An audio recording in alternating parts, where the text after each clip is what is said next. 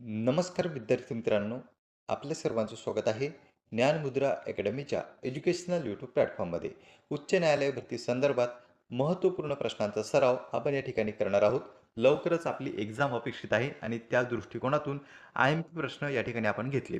आजचा जो व्हिडिओ आहे आपला तो 6व्या क्रमांकाचा आहे. यापूर्वी आपण ऑलरेडी 5 व्हिडिओ अपलोड केलेले आहेत. ते तुम्ही आपल्या चॅनलवर जाऊन पाहून घेऊ शकता. त्यांना तुमचा चांगला प्रतिसाद मिळाला, त्याच कारणामुळे आपण व्हिडिओ घेऊन आलो आहोत. व्हिडिओच्या मध्ये बराच गॅप पडलेला आहे, पण आता आपण इथून पुढे कंटिन्यू करणार आहोत.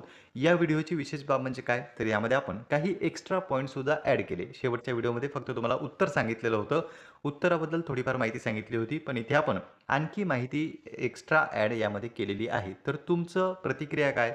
तुम्हाला व्हिडिओ कसा वाटतो? यामध्ये काही बदल करायचा का? कमेंट बॉक्समध्ये कमेंट करून सांगा, म्हणजे नेक्स्ट व्हिडिओ आपण तसा बनवून घेऊ.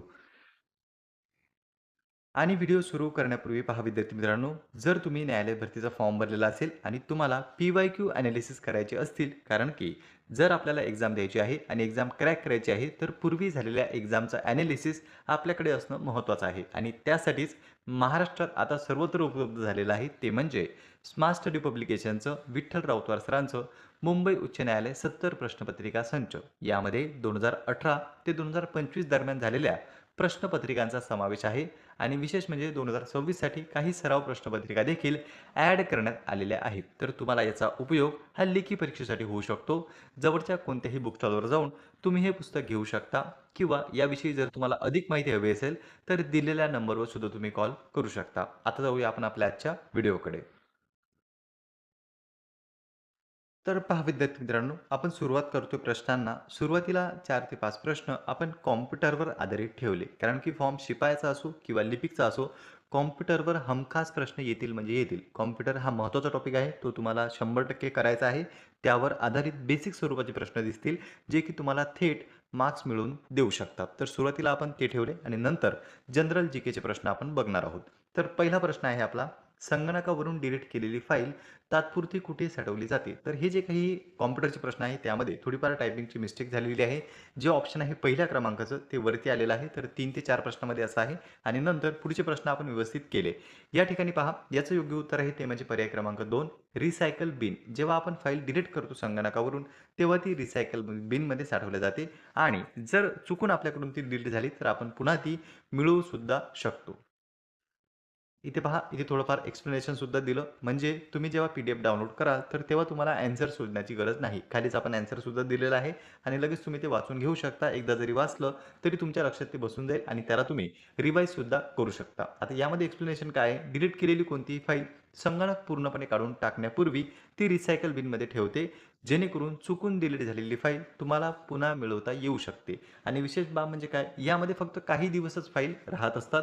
त्यानंतर त्या पूर्णतः ऑटोमॅटिक डिलीट सुद्धा होतात. नंतर पहा पुढचा प्रश्न आहे, अँटीव्हायरस हे कोणत्या प्रकारचे सॉफ्टवेअर आहे? सॉफ्टवेअर झालं, हार्डवेअर झालं, यावर तुम्हाला प्रश्न परीक्षेमध्ये येत असतात. तर प्रश्न आहे, अँटीव्हायरस हे कोणत्या प्रकारचे सॉफ्टवेअर आहे? आपल्याकडे 4 ऑप्शन यामध्ये होते, operating system, utility software, application software किंवा हार्डवेअर. तर याचं योग्य उत्तर आहे ते म्हणजे पर्याय क्रमांक बी, युटिलिटी सॉफ्टवेअर आहे. कोणता प्रकार आहे हा सॉफ्टवेअरचा? अँटीव्हायरस म्हणजे युटिलिटी सॉफ्टवेअर. यामध्ये खाली एक्सप्लेनेशन सुद्धा आहे. जे सॉफ्टवेअर संगणकाची सुरक्षा आणि आरोग्य सुधारण्याचे काम करतात, त्यांना युटिलिटी सॉफ्टवेअर असे म्हणत असतात. अँटीव्हायरस संगणकाला व्हायरसपासून वाचवतो. त्यामुळे अँटीव्हायरस जो आहे तो एक युटिलिटी सॉफ्टवेअर आहे. पुढच्या प्रश्नाकडे आपण जातोय. पुढचा प्रश्न आहे, मजकूर कॉपी करण्यासाठी मजकूर कॉपी करण्यासाठी कोणती शॉर्टकट की वापरली जाते? तर जी काही शॉर्टकट कीज आहेत, ज्या इम्पोर्टंट आहेत, त्या तुम्हाला करायच्या आहेत. त्यावर बऱ्याचदा परीक्षेमध्ये प्रश्न विचारले जातात. एकदा तुम्ही सर्व शॉर्टकट की जर पाठ केल्या आणि व्यवस्थित ॲनालिसिस केलं, तर नक्कीच तुम्हाला त्या की मार्क्स मिळवून देऊ शकतात. तर पहा विद्यार्थी मित्रांनो, आपल्याला इथे काय विचारलंय, की कॉपी करण्यासाठी कोणती वापरतात? तर त्याचं योग्य उत्तर आहे पर्याय क्रमांक 3, सी. Ctrl+C ही जी की आहे, ती आपण मजकूर कॉपी करण्यासाठी वापरत असतो. त्यानंतर पुढे जर पाहिलं आपण Ctrl+V, तर ही आपण पेस्ट करण्यासाठी वापरतो आणि Ctrl+X जर आपण पाहिलं तर तो मजकूर कट करण्यासाठी आपण या ठिकाणी वापरतो. तर पहा, तीनही की तुम्हाला लक्षात ठेवायचे आहे.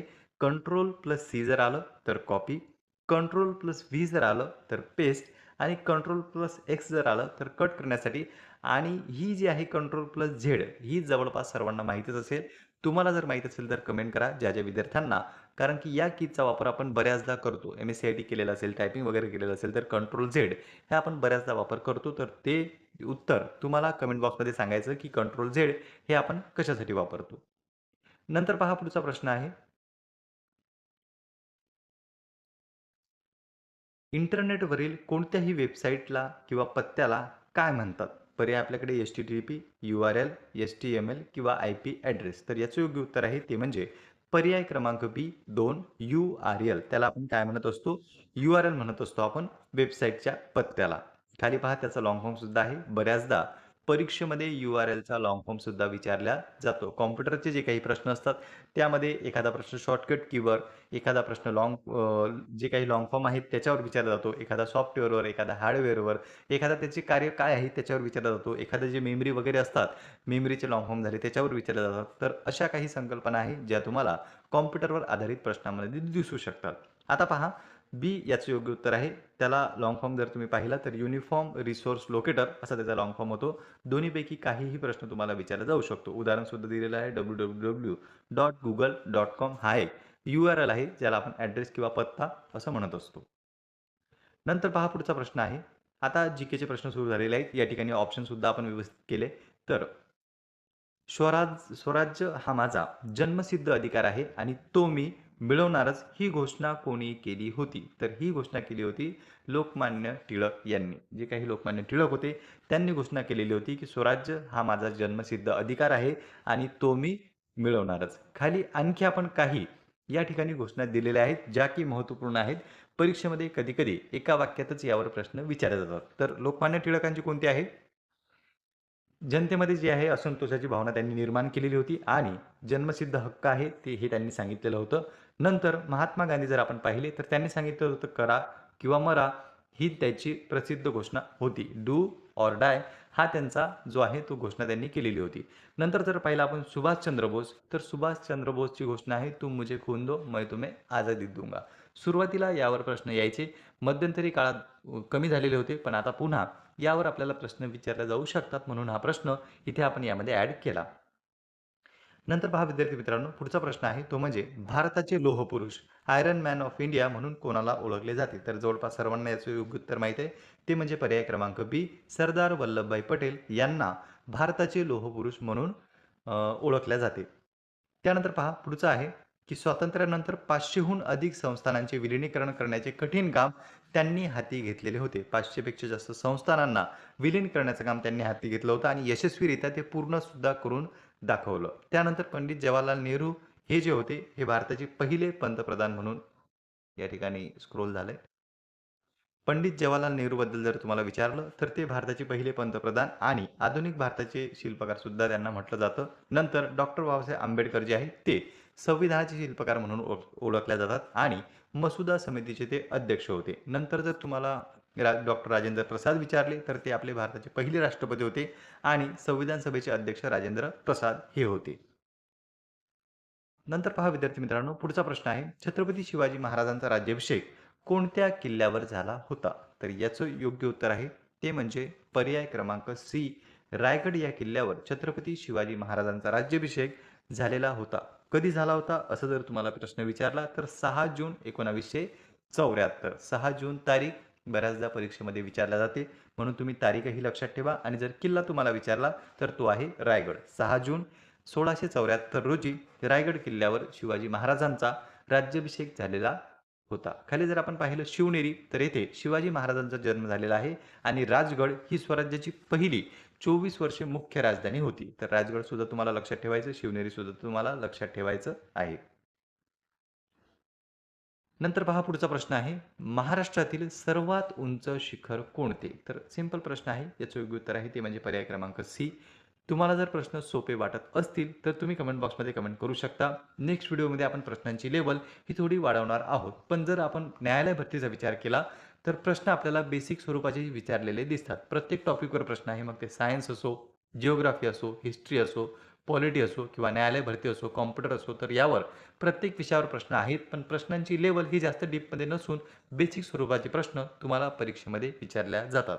इथे जर आपण पाहिलं महाराष्ट्रातील सर्वात उंच शिखर कोणते? तर ते आहे कळसुबाई.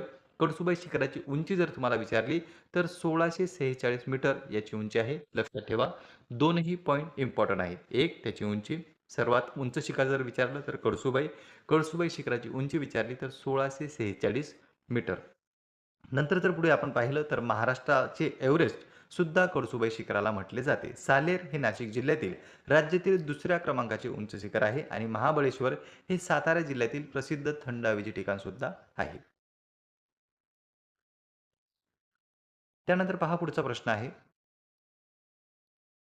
सूर्यप्रकाशातून आपल्याला कोणती जीवनसत्वे किंवा व्हिटॅमिन मिळते? तर व्हिटॅमिन डी हे जे आहे हे आपल्याला सूर्यप्रकाशापासून मिळत असते. लक्षात ठेवा व्हिटॅमिन डी जो आहे तो आपल्याला सूर्यप्रकाशापासून मिळतो. जीवनसत्व जरी विचारलं तुम्हाला तरी व्हिटॅमिन डी आणि व्हिटॅमिन जरी आलं तरी सुद्धा जीवनसत्व डी असं त्याचं योग्य उत्तर आहे. म्हणजे शब्द जो आहे तो एकच आहे. त्याला आपण मराठीमध्ये जीवनसत्व म्हणतो आणि इंग्रजीमध्ये व्हिटॅमिन म्हणत असतो. नंतर पहा खाली जर पाहिलं तर जीवनसत्व एच्या बाबतीत जीवनसत्व ए सुद्धा बऱ्याचदा परीक्षेमध्ये विचारलं जातं. तर डोळ्यांच्या आरोग्यासाठी आणि रातअंधळेपणासाठी आवश्यक आहे जीवनसत्व ए. जीवनसत्व सी जर विचारलं तर ती रोगप्रतिकारक शक्ती वाढवते आणि लिंबूवर्गीय फळांमध्ये आढळत असते. लिंबूवर्गीय फळांमध्ये कोणते व्हिटॅमिन आढळते किंवा कोणते जीवनसत्व आढळते असा प्रश्न जर तुम्हाला परीक्षेमध्ये आला तर त्याचं योग्य उत्तर राहील सी. व्हिटॅमिन सी जे आहे ते लिंबूवर्गीय फळामध्ये असते. त्यानंतर पहा विद्यार्थी मित्रांनो, पुढचा प्रश्न आहे, भारतीय संविधानाचे रक्षणकर्ता कोणास म्हटले जाते किंवा कोणाला म्हटले जाते? तर 4 ऑप्शन आपल्याकडे होते राष्ट्रपती, संसद, सर्वोच्च न्यायालय किंवा पंतप्रधान.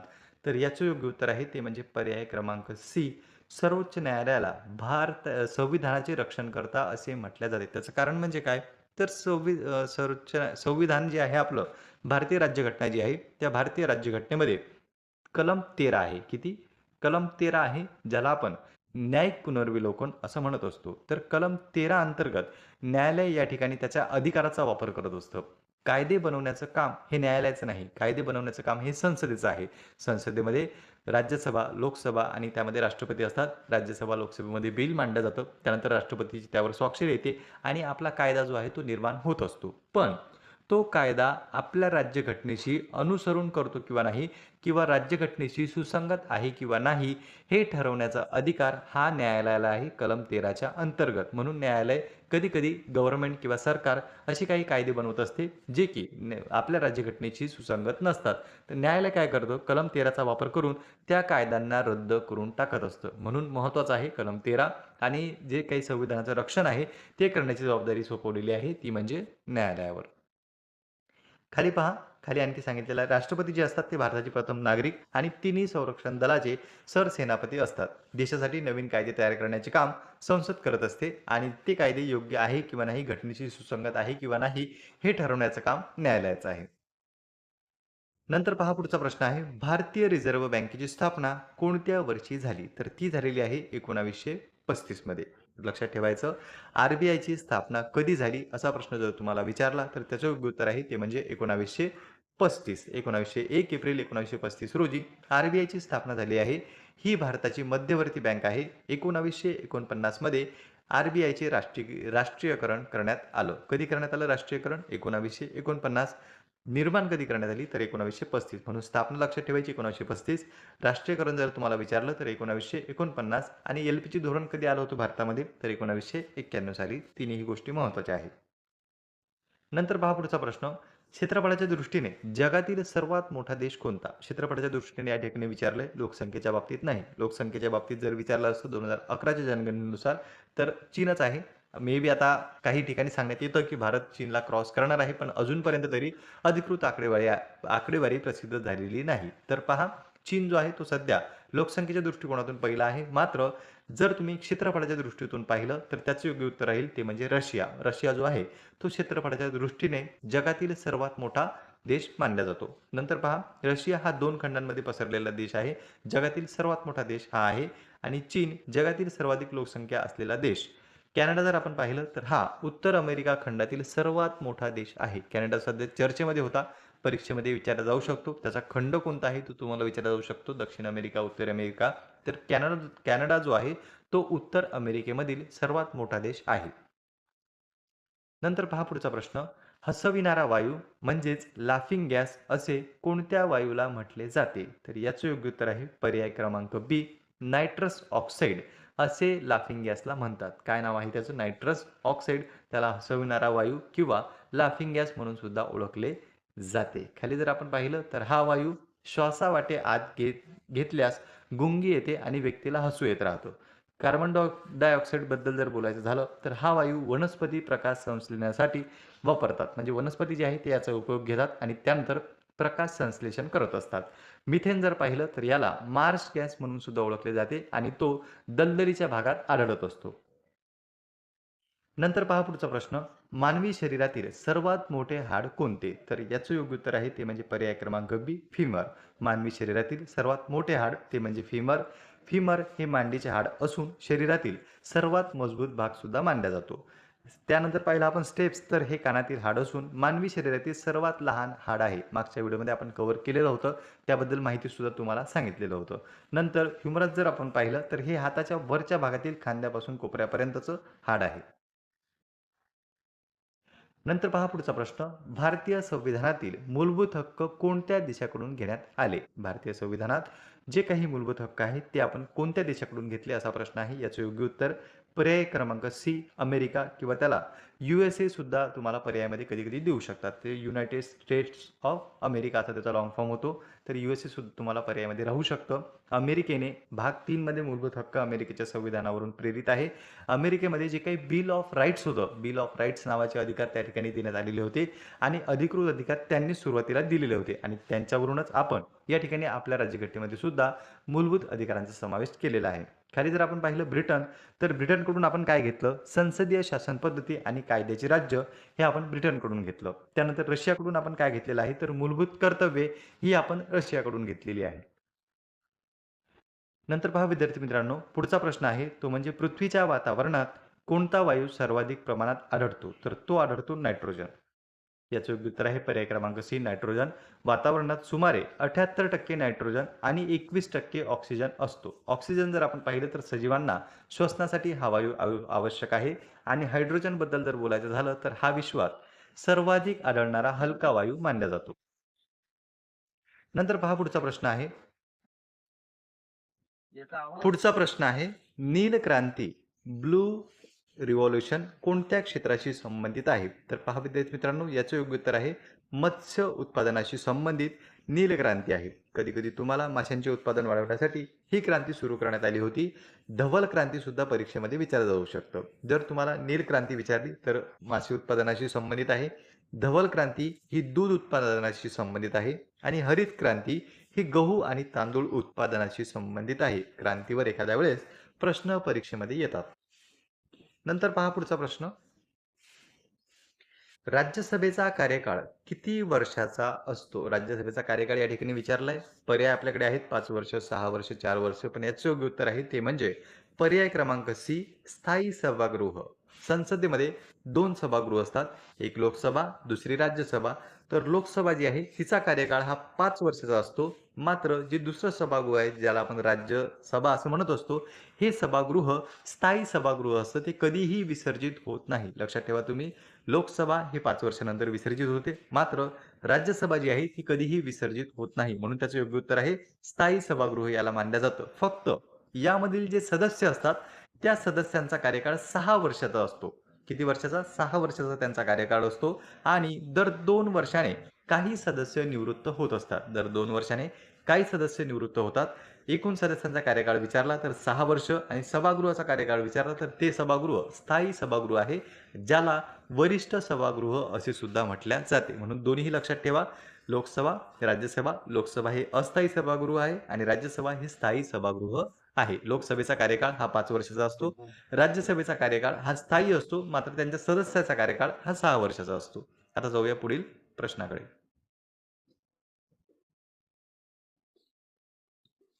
पुढचा प्रश्न आहे विद्यार्थी मित्रांनो, जगातील सर्वात लांब नदी कोणती आहे? या ठिकाणी आपल्याला शब्दावर फोकस करायचा आहे. सर्वात लांब नदी विचारली तर त्याचं योग्य उत्तर आहे पर्याय क्रमांक बी, नाईल जी आहे ही जगातील सर्वात लांब नदी आहे, जी आफ्रिका खंडातून वाहत जाते. लक्षात ठेवा, सर्वात मोठी नदी जर तुम्हाला विचारलं असतं तर त्याचं योग्य उत्तर राहील ते म्हणजे पर्याय क्रमांक ए, Amazon.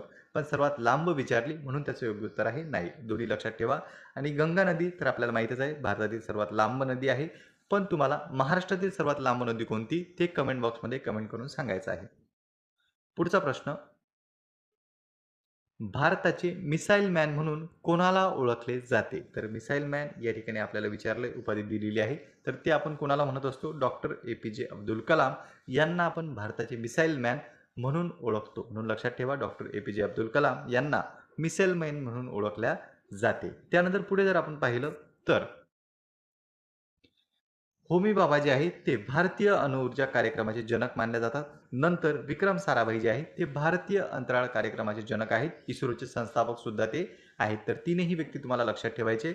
Doctor APJ Abdul Kalam, missile man, Homi Bhabha भारतीय अणुऊर्जा कार्यक्रमाचे जनक, विक्रम साराभाई जर विचारलं तर इस्रोचे संस्थापक आणि भारतीय अंतराळ कार्यक्रमाचे जनक. त्यानंतर पुढचा प्रश्न आहे, मतदानासाठी किमान किती वय आवश्यक आहे? तर याचं योग्य उत्तर आहे पर्याय क्रमांक बी, 18 वर्ष. मतदानासाठी कमीत कमी किती वय पाहिजे आपलं? 18 वर्ष पाहिजे. सुरुवातीला 18 वर्ष पाहिजे होते का? तर नाही. सुरुवातीला होतं 21 वर्ष. सुरुवातीला किती होतं? 21 वर्ष. पण 61वी घटना दुरुस्ती करण्यात आली. जी काही राज्यघटना आहे त्यामध्ये सुधारणा करण्यात आली. 21वी दुरुस्ती करण्यात आली आणि 21 वरून वय हे 18 वर्ष करण्यात आलं. म्हणून सध्या तुम्हाला विचारलं तर मतदानाचं वय आहे 18. नंतर पहा, 21 वर्ष जे आहे ते स्थानिक स्वराज्य संस्थांची निवडणूक लढवण्यासाठीचं वय आहे आणि 25 वर्ष जे आहे ते विधानसभा जे आपले आमदार असतात त्यांची निवडणूक लढवण्यासाठीचं वय आहे. तर वयावर तुम्हाला प्रश्न विचारला जातो. एकदा तुम्ही वयाचा सिक्वेन्स लक्षात ठेवा. मतदान करण्यासाठी 18 वय, त्यानंतर स्थानिक स्वराज्य संस्था लढवण्यासाठी 21 वय, नंतर जर तुम्हाला आमदार विचारले तर त्यासाठी 25 वय, आमदार असो किंवा खासदार असो, लोकसभा असो किंवा विधानसभा असो, दोन्हीची निवडणूक लढवण्यासाठी 25 वर्ष वय पाहिजे. आणि जर तुम्हाला राज्यसभेची निवडणूक लढवायची असेल, जे की वरिष्ठ सभागृह आहे, त्यासाठी 30 वय पाहिजे. आणि जर तुम्हाला राज्यपाल किंवा राष्ट्रपती यांचं वय विचारलं तर त्यासाठी 35 वय पाहिजे. म्हणून तुम्ही 18 पासून ते 35 पर्यंत सर्व लक्षात ठेवलं तर तुमचा हा प्रश्न जाणार नाही. 18 मतदानाचं वय, 21 स्थानिक स्वराज्य संस्थेचं वय, त्यानंतर 25 आमदार किंवा विधानसभा किंवा लोकसभेचं वय, त्यानंतर 30 राज्यसभा किंवा विधान परिषदेचं वय आणि 35 राज्यपाल किंवा राष्ट्रपतींचं वय. असा सिक्वेन्स लक्षात ठेवा. नक्कीच तुम्हाला हा 1 मार्क्स देऊन जाऊ शकतो. त्यानंतर पहा पुढचा प्रश्न आहे, रक्ताचा लाल रंग कशामुळे असतो? तर रक्ताचा जो काही लाल रंग आहे त्याचं कारण आहे हिमोग्लोबिन. म्हणून पर्याय क्रमांक 2 याचं योग्य उत्तर आहे, ज्याला शॉर्टकटमध्ये एच-बी सुद्धा म्हणतात. तुम्ही जर एखाद्या वेळेस ब्लड रिपोर्ट वगैरे जर काढले, हॉस्पिटलमध्ये गेले असाल किंवा लॅबमध्ये गेले असाल तर त्यावेळी तुम्हाला एच-बी हे दिसू शकतं, ज्याचा लॉंग फॉर्म असतो हिमोग्लोबिन आणि त्यामुळेच आपल्या रक्ताला जो काही रंग प्राप्त होतो तो असतो लाल. खाली पहा, आता यामध्ये हे रक्तातील लोहाचे प्रमाण असलेले प्रथिन आहे जे ऑक्सिजन वाहून नेते आणि त्यामुळेच आपल्या रक्ताचा रंग हा लाल होत असतो. त्यानंतर आपण क्लोरोफिल जर पाहिलं तर यामुळे झाडांच्या पानांचा रंग हिरवा होत असतो आणि मेलेनिन जर पाहिलं तर यामुळे त्वचेचा किंवा केसांचा रंग ठरवणारे रंगद्रव्य मानल्या जाते. तर लक्षात ठेवा, मेलेनिन असो, क्लोरोफिल असो किंवा हिमोग्लोबिन असो, हे तीनही आपल्याला लक्षात ठेवायचं आहे. यावर परीक्षेमध्ये किंवा एक्झाममध्ये प्रश्न आपल्याला विचारल्या जाऊ शकतात. पुढचा प्रश्न आहे विद्यार्थी मित्रांनो, की भारताचे आर्थिक वर्ष फायनान्शियल इयर कधीपासून सुरू होते? तर याचं योग्य उत्तर आहे पर्याय क्रमांक बी, 1 एप्रिलपासून आर्थिक वर्ष सुरू होत असते. 1 एप्रिल ते 31 मार्च या कालावधीला भारताचे आर्थिक वर्ष मानले जाते. 1 मे हा दिवस आपण महाराष्ट्र दिन आणि कामगार दिन म्हणून सुद्धा साजरा करतो. त्यानंतर 1 जानेवारी हे दिनदर्शिकेनुसार नवीन वर्षाचा पहिला दिवस मानला जातो. तर पहा, इथे आपण जवळपास सर्व प्रश्न पाहिलेले आहेत. आता आपला शेवटचा प्रश्न आहे, ते म्हणजे जगातील सर्वात खोल महासागर कोणता आहे? तर याचे योग्य उत्तर तुम्हाला कमेंट बॉक्समध्ये सांगायचं आहे. उत्तर जे आहे ते आपण नेक्स्ट व्हिडिओमध्ये घेऊनच येणार आहोत. पण जर तुम्हाला उत्तर माहीत असेल तर तुम्ही ते कमेंट बॉक्समध्ये कमेंट करू शकता. जगातील सर्वात खोल या ठिकाणी विचारला आहे, खोल महासागर कोणता? 4 पर्याय तुमच्याकडे आहेत, अटलांटिक, हिंदी, पॅसिफिक किंवा आर्टिक. तर याबद्दल तुम्हाला माहिती असेल तुम्ही कमेंट बॉक्समध्ये कमेंट करू शकता. व्हिडिओ कसा वाटला तेही कमेंट बॉक्समध्ये सांगा. व्हिडिओची स्पीड जास्त वाटली, कमी वाटली, काय वाटलं तेही तुम्ही सांगू शकता. आणखी यामध्ये काही एक्स्ट्रा पॉइंट्स ॲड करायचे का तेही सांगा. कारण की इथे जे काही आपण प्रश्न घेतले ते आपल्या परीक्षेच्या दृष्टिकोनातून महत्त्वाचे आणि एक्झामला ओरिएंटेड या ठिकाणी घेतलेले आहेत. सर्व विषयांचा समावेश करण्याचा प्रयत्न केला, तरीसुद्धा बरेच टॉपिक बाकी आहेत. त्यावर सुद्धा आपण नेक्स्ट व्हिडिओमध्ये क्वेश्चन घेऊन येऊ. राहिला प्रश्न पी-डी-एफचा, तर पी-डी-एफ तुम्हाला आपल्या टेलिग्रामला मिळणार आहे, ज्याची लिंक डिस्क्रिप्शन बॉक्समध्ये मिळून जाईल. व्हिडिओ जर आवडला असेल तर व्हिडिओला एक लाईक करा, चॅनलला सबस्क्राईब करून ठेवा. पुन्हा भेटूया आपण अशाच एका नवीन माहितीपूर्ण व्हिडिओमध्ये. नमस्कार.